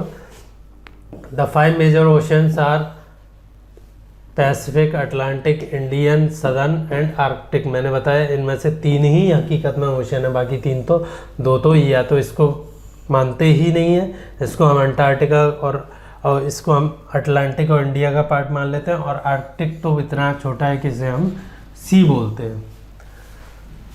The Pacific ocean is the largest ocean, it is spread over 1/3 of the अर्थ। एक देखा था हमने कि एशिया है 1/3 of the land mass of the, जो लैंड मास है 30% धरती की सरफेस पे है, 29%, उसका 1/3 है एशिया। तो ये करीब धरती की सरफेस पे कितना है, 10% तो हो गया एशिया। और जो पैसिफिक है उसका साइज कितना है, 1/3 of the earth surface. Total earth की सरफेस जो है उसका 1/3, तो करीब अर्थ की सरफेस पे कितने में, 33% या 35% में फैला हुआ है, जबकि जो लार्जेस्ट लैंड मास है वो सिर्फ 10% में है, एशिया। तो ये इतना बड़ा है कि अगर आप एक साइड से देखें कि अर्थ की, तो ऐसा लगता है कि सिर्फ ओशियन ही है, जो मैंने दिखाया आपको। Mariana trench, the deepest part of the earth lies in the Pacific Ocean. ठीक है, जापान के ईस्ट में एक जगह है, जापान के ईस्ट में, ये पैसिफिक ओशन दिख रहा है आपको, देखिए कितना बड़ा है, 1/3 ऑफ द अर्थ सर्फ। तो यहाँ एक जगह है, ये कहीं इधर कहीं मरियाना ट्रेंच है, ये जापान रहा, और ये फिलीपींस और ये सारे देश रहे। तो ये मरियाना ट्रेंच है, मराइना ट्रेंच या जो भी बोलते हैं इसे। The Pacific ocean is almost circular in shape, Asia, Australia, north and south America surrounds it. ठीक है, उनके नाम दिए हैं। Look at the map and found out the location of continents around the Pacific. तो देख लीजिए यहाँ, ये पैसिफिक ओशन है। पैसिफिक के वेस्ट में कौन है, एशिया, ऑस्ट्रेलिया, ये रहा ऑस्ट्रेलिया। देन ईस्ट में कौन है, नॉर्थ अमेरिका और साउथ अमेरिका। और साउथ में कौन है, पैसिफिक के या किसी भी ओशन के अंटार्कटिका। ठीक है। The Atlantic ocean is the second largest ocean. मैंने बताया आपको कि अटलांटिक ओशन जो कि नॉर्थ अमेरिका, साउथ अमेरिका और अफ्रीका के बीच में है और यूरोप के बीच में है, और वो क्या है, सेकेंड लार्जेस्ट ओशन है। यहाँ दिखा देता हूँ आपको, कोई डाउट ही ना रहे। ये रहा अफ्रीका, ईस्ट में दिख रहा है आपको ये, ठीक है, ये यूरोप। देन ये रहे अमेरिकाज, नॉर्थ एंड साउथ। ये जो पोर्शन है ये अटलांटिक ओशियन है। ठीक है। It is flanked by the north and south America on the western side and Europe and Africa on the eastern side. ठीक है, ये बता दिया। The coast lines of Atlantic ocean is highly indented. मतलब indented coast line कैसी होती है कि कभी तो लैंडमास वाटर बॉडीज़ में इंक्लूड कर रहा है, या वाटर बॉडीज लैंड मास में इंक्लूड कर रही है, कभी लैंड मास वाटर बॉडीज में। वाटर इधर है, ये लैंड है, तो ये देखिए ये इंक्लूडेड का इन्होंने पिक्चर सा बना रखा है। मतलब इंक्लूडेड को हिंदी में क्या बोलते हैं मुझे नहीं पता, पर इतना देख लीजिए कि काफ़ी रफ टाइप की कोस्ट लाइन है अटलांटिक की, याद रखना है। This irregular and intended coast line provides ideal location for natural harbours and port. अब क्योंकि आपको अपनी शिप सेफ जगह पे रखनी है, तो आप क्या करेंगे, शिप को यहाँ तक लाएंगे, और ये बेसिकली दोनों तरफ से लैंड से प्रोटेक्टेड है। यहाँ इसको आप टॉ कर देंगे या फिर एंकर कर देंगे, तो ये सेफ है। तो इन्हें हम क्या बोलते हैं, हार्बर्स। हार्बर वर्ड का मतलब होता है ऐसी जगह जो कि सेफ हो। तो ये नेचुरली शिप्स के लिए सेफ है, या पोर्ट बना रहे हैं आप, सी पोर्ट वगैरह बना रहे हैं, तो उसके लिए सेफ है। The Indian Ocean is the only ocean named after a country that is India. The shape of the ocean is almost triangular. ये बात कर चुके हैं हम। In the north it is bounded by Asia, and west by Africa, in the east by Australia. सारा देख चुके हैं। The Southern Ocean encircles the continents of Antarctica. अब सदर्न ओशन की बात कर लेते हैं। बताया था मैंने, ये अंटार्कटिका है, ये साउथ पोल है, तो इसके चारों तरफ जो ओशन है उसे हम सदर्न ओशन बोल देते हैं। And extend northward to 60 degree south latitude. और यहाँ से कहाँ तक हम जाएंगे, ये तो हो गया 90 डिग्री साउथ, यहाँ से हम 30 डिग्री चले जाओ तो आपको 60 डिग्री इक्वेटर से साउथ मिल जाएगा। 0 डिग्री से आप 60 साउथ में चले जाओ या साउथ से आप 30 डिग्री नॉर्थ में चले जाओ तो आपको ये 60 डिग्री साउथ का जो सर्कल है वहाँ तक के जो पोर्शन है उसे हम साउदर्न ओशन बोलते हैं। उसके अलावा जो ऊपर का पोर्शन है या तो वो अटलांटिक का है या वो पैसिफिक का है या फिर वो इंडियन ओशन का है। ये सारी चीज़ें मैं दिखा चुका हूँ। आर्कटिक ओशन भी दिखा चुका हूँ। Is located with in the Arctic circle. जो नॉर्थ पोल है वहाँ पे ओशन है, एक सी है छोटा सा, है ना। 66.5 डिग्री जो नॉर्थ लैटिट्यूड है उसके अंदर ही, उसके नॉर्थ साइड में ही, ये तो हो गया पोल, और ये 60 उसके अंदर ही नॉर्थ साइड में ही एक ओशन, छोटा सा ओशन है जो कि हमेशा लगभग फ्रिजिड रहता था जब तक कि हमने ग्लोबल वार्मिंग नहीं की थी। It is connected with the Pacific ocean by. अब ये हमने बोला था कि सारी वाटर बॉडीज आपस में कनेक्टेड है, तो ये पैसिफिक से कनेक्टेड है और ये और किसी से ये कनेक्टेड नहीं है बाय ये narrow stretch of water known as Bering strait. और ये अटलांटिक से भी कनेक्टेड है, सॉरी, वो आप स्ट्रेट का नाम देख लीजिएगा। तो जो आर्कटिक ओशन है वो अटलांटिक और पैसिफिक ओशन दोनों से कनेक्टेड है। It is bounded by north coast North America and Eurasia. Asia वाला जो पार्ट है नॉर्थ में और अमेरिका वाला पार्ट है नॉर्थ अमेरिका, उससे ये बाउंडेड है अराउंड होल ग्लोब। थोड़ी सी जगह है, एक यहाँ पे एक यहाँ पे है, वो आप इसको तो हम बेरिंग स्ट्रेट बोल देते हैं जो एशिया और नॉर्थ अमेरिका के वेस्ट वाला पोर्शन है, और इसको हम नाम नहीं याद आ रहा, इसको भी कुछ बोलते हैं, ठीक है, देख लेना एक बार। एटमॉस्फेयर, तो मैंने बात की थी आपसे कि अर्थ है एक स्फीयर, उसको एक एनवलप घेरे हुए है, एनवलप्ड चीज़ है किसकी, एयर उसे एनवलप की हुई है, तो इसको हम एटम मतलब वेपर, एटॉम है ना, और उसका एक स्फीयर इसे घिरा हुआ है, उसे हम क्या बोल देते हैं, एटमॉस्फेयर। तो एटमॉस्फेयर में जैसे जैसे आप मान लो इस जगह पे, इस पोर्शन पे ऊपर जा रहे हो, इस साइड जा रहे हो, है ना, आप सदर्न हेमिस्फीयर में हो, आप ऊपर जा रहे हो, तो कुछ लेयर्स मिलती हैं depending on the physical character of the, जो ये एयर की जो फिजिकल प्रॉपर्टीज़ है उनके डिपेंड, उसके हिसाब से हमें कुछ लेयर में डिवाइड कर देते हैं हम एटमॉस्फेयर को। उनमें से 3-4 आप यहाँ देख लीजिए। पहला तो है ट्रोपोस्फेयर। ट्रोपो मतलब क्या आप बोल सकते हैं कि टर्बिडिटी, है ना, जिसमें पूरी धुआं चौकड़ी मची रहती है, आंधी तूफान आते रहते हैं, साइक्लोन आते रहते हैं, बारिश होती रहती है और एरोप्लेन भी उड़ते रहते हैं कभी कभार एरोप्लेन ट्रोपोस्फेयर के जस्ट ऊपर। स्ट्रेटोस्फेयर मतलब एक शांत, जहाँ एयर का मूवमेंट कम हो, एयर अपनी जगह पे जहाँ है वहीं पड़ी है लॉन्ग टाइम तक, उसे हम स्ट्रेटो मतलब आप क्या करें, स्टिल, ठीक है। देन उसके ऊपर आ जाते हैं मीजोस्फेयर और थर्मोस्फेयर। ये काफ़ी हॉट होता है, और जो ओजोन लेयर होती है वो मैं आपको बता देता हूँ वो किस में होती है, स्ट्रेटोस्फेयर। इनकी हाइट पे अभी हम नहीं कर रहे हैं, फिर भी बता देता हूँ कि करीब 15 किलोमीटर एवरेज हाइट बोल देते हैं। देन इसकी हम 50 किलोमीटर तक बोल देते हैं। देन इसकी 80 किलोमीटर तक, और उसके मीजोस्फेयर के ऊपर थर्मोस्फेयर और 400 किलोमीटर, और फिर एक्सोस्फेयर। जैसे जैसे हम ऊपर जाते हैं वैसे वैसे एयर की डेंसिटी और एटमॉस्फेरिक प्रेशर दोनों कम होते जाते हैं, ये याद रखना है आपको। और ये भी याद रखना है कि टर्बोस्फेयर में मैक्सिमम जो फेनोमेनन है वीदर रिलेटेड वो कहाँ होंगे, ट्रोपोस्फेयर में। ये हो गया। देन आ जाते हैं अब हम, the atmosphere is composed mainly of nitrogen and oxygen.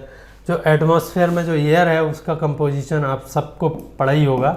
78% nitrogen है और करीब 21% करीब, थोड़ा 21 से कम रहती है, ऑक्सीजन है, और थर्ड ये तो नाइट्रोजन हो गई, ये ऑक्सीजन N2O2, एंड देन करीब 1% से थोड़ा सा कम या कुछ पोर्शन वो क्या है थर्ड नंबर पे है आर्गन। CO2 नहीं है, याद रखना। आर्गन एक नोबेल गैस है। नोबेल गैस क्या होती है? जो किसी से रिएक्शन नहीं करती हैं। तो अब इसमें मैंने 2-3 चीज़ें बताई कि एटमॉस्फेयर हमें किस चीज़ से बच जाता है। आपने सबने सुना होगा अल्ट्रा वायलेट रेज। सन जो हमें हीट एंड लाइट दे रहा है, उसके साथ उस लाइट में कुछ अल्ट्रा वायलेट यानी हार्मफुल रेज होती हैं, उनसे हमें ओजोन बचाती है। और सन उसके साथ रेज तो हो गई फोटोन या लाइट वेव्स हो गई, लेकिन रेज के साथ साथ कुछ पार्टिकल्स भी एमिट करता है, चार्ज पार्टिकल। उन्हें भी अर्थ का जो मैग्नेटिक फील्ड है और एटमॉस्फेयर है हमसे दूर रखता है। जो आयनोस्फेयर है मीजोस्फेयर में, वो उसे हमसे दूर रखता है। तो ये हमें लाइफ को पॉसिबल बनाता है। Protect us from the harmful effects of sun rays. तो सन रेज का सिर्फ यूवी हार्मफुल इफेक्ट नहीं है, सन से आने वाले जो पार्टिकल हैं, जो कि चार्ज्ड पार्टिकल हैं, उससे भी हमें एटमॉस्फेयर और जो मैग्नेटिक फील्ड है अर्थ का, जिसकी हमने जब हम नॉर्थ साउथ डायरेक्शन देख रहे थे तो तब बात की थी, वो भी हमें अर्थ की जो हार्मफुल इफेक्ट्स हैं उनसे बचाता है। The density of the atmosphere varies with height. ठीक है, तो सबको पता है कि आप जैसे जैसे ऊपर जाते हैं वैसे वैसे डेंसिटी और प्रेशर दोनों कम होते जाते हैं। तो अर्थ की सरफेस, अर्थ के एटमॉस्फेयर का आप समझ लिए एयर कॉलम का वेट एक जगह पे जो पड़ रहा है सी लेवल पे, उसे हम क्या बोल देते हैं? Atmospheric pressure. एटमॉस्फेरिक प्रेशर या और जो कि कितना होता है? लगभग 1 बार के बराबर होता है या फिर 1 लाख पास्कल के बराबर होता है। जैसे जैसे हम जाते हैं तो जो वेट ऑफ द कॉलम है वो कम होता जाता है, कॉलम की हाइट कम होती जाएगी, ऊपर जाओगे आप तो वो फिर प्रेशर भी डिक्रीज होता जाता है। तो मैक्सिमम कहाँ होता है? सी लेवल पे, उसे क्या बोलते हैं? 1 एटमॉस्फेरिक प्रेशर या 1 बार। और इसीलिए आप जब माउंटेन्स में जाओगे, जो 8 किलोमीटर 9 किलोमीटर की बात की थी मैंने माउंट एवरेस्ट की, उस पर जाओगे तो आपको वहाँ सांस लेने में प्रॉब्लम आएगी। इसीलिए माउंटेनियर्स क्या लगा के जाते हैं?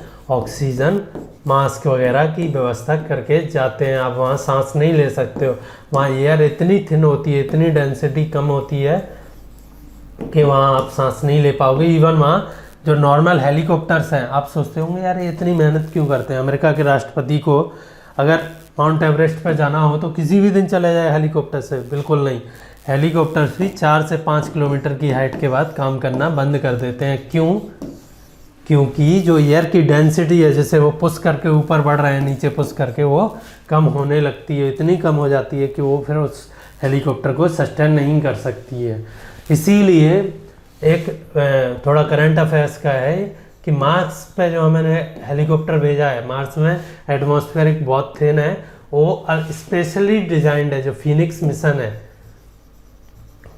है ना, फिनिक्स, उसमें जो हेलीकॉप्टर है उस मार्स के लिए वो स्पेशली डिजाइंड है कि वो वहाँ उस थिन एयर में भी उड़ सके। उसका वेट करीब 2 किलो है, इसीलिए हेलीकॉप्टर का वेट करीब बहुत कम रखा गया है जिससे वो वहाँ उड़ सके। अदरवाइज ये नॉर्मली पॉसिबल नहीं है। तो ब्रीदिंग प्रॉब्लम आती है, आप वहाँ हेलीकॉप्टर नहीं उड़ा सकते हो, और इसीलिए ऑक्सीजन सिलेंडर ले जाने की ज़रूरत पड़ती है। हाई एल्टीट्यूड्स बताया मैंने, हाइट को क्या बोलते हैं? ज्योग्राफिक टर्म में एल्टीट्यूड बोलते हैं। The atmosphere exert pressure on the earth बताया था मैंने। Weight of the column of the air, उसे क्या बोल देते हैं हम? Atmospheric pressure. और some areas experience high pressure and some areas low pressure. तो कभी कभार क्या होता है, अर्थ पे जब हीटिंग हो जाती है किसी एक पॉइंट पे, तो वहाँ की एयर है ना, मॉलिक्यूल्स के पास काइनेटिक एनर्जी ज़्यादा आ जाती है, वो एक्सपेंड करते हैं और डेंसिटी कम हो जाती है। डेंसिटी कम होगी तो वहाँ जो वेट ऑफ द कॉलम है, वेट क्या होता है? रो इंटू रो, मतलब डेंसिटी इंटू वॉल्यूम। वॉल्यूम वही रहेगा, डेंसिटी कम होने की वजह से वहाँ वेट ऑफ द कॉलम यानी प्रेशर कम हो जाता है, तो वहाँ फिर एयर की कमी हो जाती है, तो दूसरी साइड से वहाँ एयर आके फिल करती है। इस वजह से हमें विंड्स चलते हुए नज़र आते हैं। कहाँ पे? अर्थ की सरफेस पे। Moving air is known as wind. और वो किस वजह से चलते हैं? Due to the difference in pressure of the atmosphere. Finally जो हमारा कंपोनेंट है वो है biosphere, the most important component of the earth atmosphere. Earth के डोमेन में अगर कोई मोस्ट इंपॉर्टेंट कंपोनेंट है तो बायोस्फीयर। तो मैंने बताया लाइफ के लिए आपको 3 चीज़ें चाहिए, लैंड किसके लिए, न्यूट्रिएंट्स के लिए, देन एयर O2 चाहिए आपको रेस्पिरेशन के लिए, एंड वाटर चाहिए आपको लाइफ के लिए। बेसिकली आपकी मैक्सिमम बॉडी वाटर की ही बनी होती है। तो ये तीनों चीज़ें जहाँ भी मिल रही होती हैं अर्थ के, जहाँ भी इनका इंटरफेरेंस होता है, जैसे मान लो यहाँ नदी निकल रही है, ठीक है, तो यहाँ लैंड तो है ही नदी के किनारे, ठीक है, फिर वाटर हो गया नदी की वजह से, और एयर तो आपको हमेशा चारों तरफ से सराउंडेड है। तो इसीलिए जो मैक्सिमम सिटीज़ हैं वो कहाँ, नदी के किनारे बनी थी स्टार्टिंग में, और जैसे जैसे वाटर डेजर्ट में पहुँचता गया वहाँ भी सिटीज़ बनने लगी। अब आप सोच रहे होंगे ओशन में जो लाइफ एग्जिस्ट करती है वो कैसे करती है। तो ओशन में मछलियाँ खाली पानी पी के ज़िंदा नहीं रहती हैं, वो लैंड बेस्ड या तो न्यूट्रिएंट्स वो वाटर से जो वाटर में घुल गए हैं सलाइन हैं वो लेती हैं, या फिर वो किसी और ऑर्गेनिज्म जो कि वाटर से न्यूट्रिएंट ले रहा है उन्हें खाती हैं। तो इस तरह बायोस्फीयर या इकोस्फीयर भी बोल देते हैं, हमें इकोस्फीयर भी बोल देते हैं, एक बहुत ही इम्पोर्टेंट कंपोनेंट है अर्थ के जो मेजर डोमेन्स हैं। जैसे कि मैंने बताया था कि अर्थ पे अगर कोई एक स्पेशल चीज़ है तो वो क्या है, लाइफ, उसके अलावा और कोई भी चीज़ अर्थ पे स्पेशल नहीं है। The biosphere is a narrow zone of contact between the land water and air. It is in this zone that life is unique to this planet exist. There are several, है ना, पता नहीं कितने millions of types of species हैं, organism that vary in size from microbes and bacteria to huge mammals. हाथी, एक आप bacteria जो कि आपके बॉडी में घुस जाता है, आपको पता भी नहीं चलता है, वहाँ से लेके और वायरस से लेके एक हाथी और वेल तक यहाँ ऑर्गेनिज्म एग्जिस्ट करते हैं। All the living organism including humans are linked to each other and to the biosphere for survival. आप कितनी भी मॉडर्न हो जाइए, कितने भी टेक सेवी हो जाइए, कितने भी कंप्यूटर की स्क्रीन अपने आगे लगा के बैठ जाइए, फाइनली आपको पेट भरने के लिए खाना खाना ही पड़ेगा और सांस लेने के लिए हवा लेनी पड़ेगी। तो इन्होंने थोड़ा सा क्लासिफिकेशन दे रखा है लाइफ फॉर्म्स का। तो वो बेसिकली इन्होंने दे रखा है कि हम जो अर्थ पर लाइफ फॉर्म एग्जिस्ट करती हैं उनको वैसे तो 5 में डिवाइड करते हैं बायोलॉजी में, तो 2 में डिवाइड कर सकते हैं। तो हो गया प्लांट जो अपनी जगह से मूव नहीं करते हैं, या फिर दूसरी डेफिनेशन जो कि सन की हेल्प से फोटोसिंथेसिस करके अपना खाना खुद बनाते हैं, ये तो, and animals everything other rest of the other जो कि इन पे डिपेंडेंट है, क्योंकि हमें जो फाइनली एनर्जी मिल रही है सन अर्थ को, वो किसकी, सन की एनर्जी पे अर्थ भी डिपेंडेंट है एज ए प्लेनेट, और हम भी डिपेंडेंट है एज ए लिविंग बीइंग। ये आपको आज कनेक्शन क्लियर हो जाएगा कि हम कहाँ से ले रहे हैं अपनी सारी एनर्जी, सन से ले रहे हैं, ठीक है। सन की एनर्जी को प्लांट कुछ फॉर्म में कन्वर्ट करते हैं, उसे हम खा के फिर एनर्जी ले लेते हैं। प्लांट एंड एनिमल किंगडम, इनको हम क्या बोल देते हैं, kingdom. The 3 domains of the earth interact with each other and affect each other in some way or other.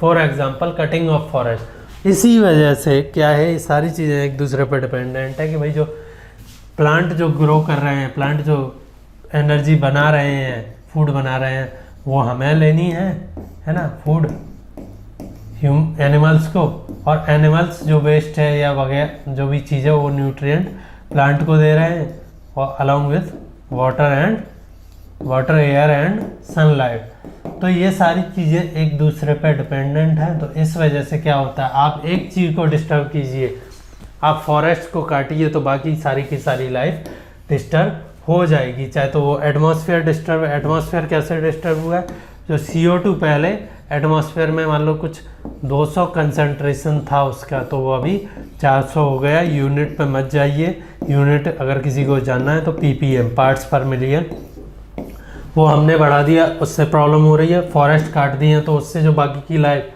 Humans को छोड़ के उस पर डिपेंडेंट थी वो पूरी डिस्टर्ब हो गई है। ओशियंस को हमने गंदा कर दिया है, और लैंड को हमने कैसा पॉइजनस कर दिया है पेस्टिसाइड डाल के, तो वो भी प्रॉब्लम होने लगी है। तो इसीलिए हम जो एनवायरनमेंट को सेव करने वाली बातें करते हैं वो हमें करनी पड़ती हैं। यहाँ एक इम्पोर्टेंट वर्ड आया एनवायरनमेंट। कुछ लोग थोड़ा सा एनवायरनमेंट और एटमॉस्फेयर में कंफ्यूज हो जाते हैं, मैं बता देता हूँ। एनवायरनमेंट आप अपने को यूनिवर्स का सेंटर मानिए, अपने को ईगो सेंट्रिक मानिए जो लोग, है ना। और फिर ये देखिए कि आपको यूनिवर्स में जो भी चीज़ घेरे हुए आपकी ज़रूरत है, जो भी एक एटमॉस्फेयर से लेके एक एटम के मॉलिक्यूल ऑफ एयर से लेके लैंड, वाटर और अर्थ, स्पेस, सन, वो जो भी घेरे हो उससे क्या बोलते हैं हम, एनवायरनमेंट।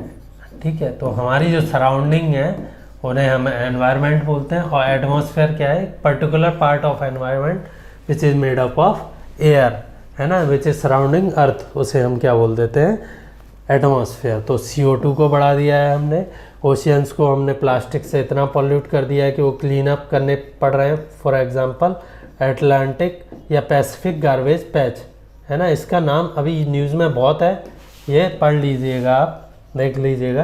पैसिफिक गार्बेज पैच को साफ़ करने की तैयारियां चल रही है, और एटमॉस्फेयर को तो हमेशा साफ़ करने की तैयारी ही चलती रहती है, कुछ होता नहीं। और रिवर्स की तो आपको सबको पता है क्या हालत है, वो they are more of like a नाला हो गए, वो गंदे नाले बन गए हैं रिवर्स, जो कि पहले हिमालय का प्योर वाटर लाती थी, वो अब क्या हो गए हैं, केमिकल्स की नदियां हो गई हैं। तो ये प्रॉब्लम आती रहती है, हमने सबको डिस्टर्ब किया है और इससे लाइफ भी डिस्टर्ब हो रही है। तो ये तो हो गया चैप्टर का जो भी हमें पढ़ना था। अब हम थोड़े से क्वेश्चन देख लेते हैं। कुछ तो मैंने आपको चैप्टर के दौरान ही बताए थे कि प्री में कौन से क्वेश्चन आ रखे हैं, या फिर मेंस में क्या पूछा जा सकता है कि हम एनवायरनमेंट को कैसे पॉल्यूट कर रहे हैं और कैसे बचा सकते हैं। उसके अलावा यहाँ जो क्वेश्चन दिए हैं उन्हें भी कर लेते हैं। 4 major domains of the earth, please खुद कीजिएगा।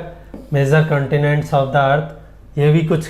अब मैं एक काम करता हूँ, अब मैं क्वेश्चन आपको नहीं करवाऊँगा NCERT के, आपको मैं बस क्वेश्चन पढ़ के बताऊँगा। प्लीज़ उनके, अगर आप पूरा लेक्चर देख रहे हैं, देखिए लेक्चर को और इनके आंसर कमेंट्स में मुझे दीजिए, या फिर एटलीस्ट अपने आप से कीजिए। 2 continents that light entirely in the southern hemisphere, different layers of the atmosphere, blue planet क्यों बोलते हैं, नॉर्दर्न हेमिस्फीयर का लैंड हेमिस्फीयर क्यों बोलते हैं, ये मैं बता देता हूँ। क्योंकि मैक्सिमम जो लैंड का पोर्शन है, लैंड मास है, जो मैक्सिमम है लैंड मास, जो भी 30% है, उसका मैक्सिमम किस साइड में है, नॉर्दर्न साइड में है।